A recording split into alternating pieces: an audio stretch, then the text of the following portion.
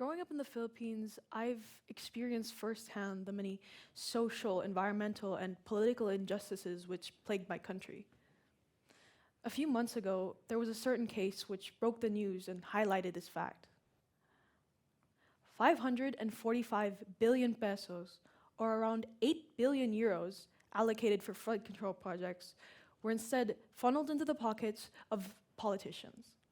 What was meant for dams, floodgates, and proper sewage systems were instead used to fund politicians' luxury bags, cars, and mansions. The result? This is a photo of people living in Zambales, a province in the Philippines. This isn't just a photo of people like right after a typhoon. These are living conditions that they had to endure for several months because of the government's greed. When I heard of this situation and I saw these photos, I felt angered and distressed that this was happening to my country and affecting the lives of my countrymen and other young people like myself. It made me realize that something needed to change. And these cases aren't just limited to my own country, they're present all around the world. Nowadays, many younger people like myself are going displeased with their governments and policymakers within their countries. This is because the systems are outdated. They're made for people and generations that don't include us. We're not allowed to voice our own opinions. We can't influence anything that's happening within the government. So it made me question, what action will it take to make a change? What is action, and what does it look like today? And what do we, as young people, what are we willing to disrupt in order to build a better world for ourselves? So that's what I'll be discussing today. That the need for action and the several different ways that we can influence our society. When thinking about making change or impacting countries, probably one of the first ways you'd think is street protests. Because of the outrage caused by the floodgate scandal in the Philippines, in September of 2025, the people, led by the youth, gathered together in the streets to fight and rally and call upon the government to right their injustices. This was dubbed as a Gen Z protest, a protest led by the youth in places such as Nepal, Madagascar, Indonesia, Peru, and several other countries as well. This is one of the most well-known forms of protest, one that's been used for centuries. It's proven to be effective. In fact, the Gen Z protests in Nepal and Madagascar were successfully able to topple their government regimes.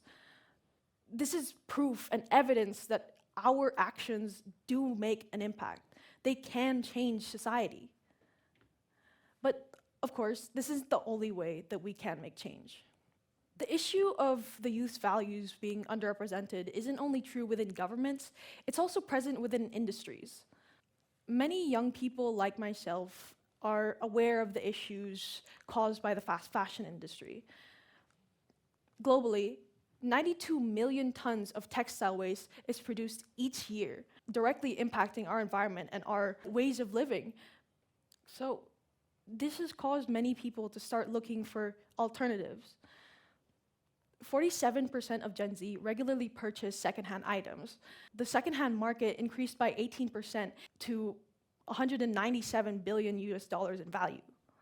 And according to the 2025 Third Up report, this is expected to grow to 367 billion by 2029. This is growing 2.7 times faster than the global apparel trend. This showcases the fact that our spending choices can make change within industries. And voting with our wallets is a simple but effective way that we can shift structures.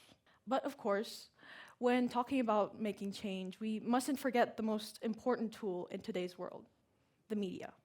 In our world today, it's become much easier for us youth to have a voice within our countries because of the accessibility of social media. Back in the day, it would have been unthinkable for so many young people to be talking about social or political issues because you need a very strong or powerful backing in order to get your story out there. But now, because of social media, we're able to share and voice our opinions to several people all across the world. This helps us connect with other people through the media. And a key example of this is the symbol, which has been appearing in several different protests all across the world. And it comes from a show called One Piece. Now, it may seem silly for a flag from a Japanese cartoon to be appearing in protests about oppression or corruption, but it's because of what this flag symbolizes that so many people are connected because of it. Within the show, this flag is the flag of a group of pirates called the Straw Hats, who regularly clash against oppressive government systems within the show. That's why so many young people who've watched it look to this as a symbol of rebellion. That's why it's been spread across so many countries around the world. Protests with this flag that inspired many youths across the world to look to this as a symbol of unity. And it allowed many people to connect and fight against oppressive government systems within their own countries. That's the power of media. It's only powerful when used correctly. How many videos have you seen online of people ranting to the camera about an issue? Or comments in online forums or comment sections of Instagram or TikTok where they're arguing about whatever?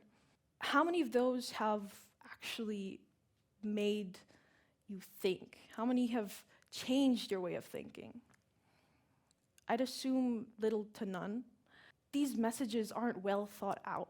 They're not structured in a way that invites you to change your way of thinking. They're just made to win an argument.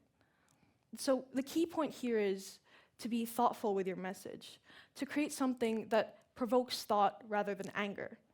One of the most prominent ways that you can do this is through artistic expression, through poems, novels, paintings. These pieces of media allow you to think more, think deeper, and form your own opinions, rather than just throwing an argument at your face. It allows the message to stick. And that's the beauty of art. It invites you to understand rather than just telling you what you should think. Powerful pieces of media allow a greater shift in view, allows for a societal shift in views. Now more than ever, we as the youth have the power to impact change. As I've mentioned earlier, our actions have shifted industries. Art and creativity have incited positive action for change. These are only possible because of the youths that said no, that refused to accept what's been put in place by our predecessors, that refused to buy into industries which don't value our values. So what I ask you to think about today is, what do you refuse? What can you say no to? A lot of us find it easier to say no to little things in our own lives, but what's important is to think about what we can do or what we can refuse to make a change within the world. Because at the end of the day, it's our world that's on the line. Thank you.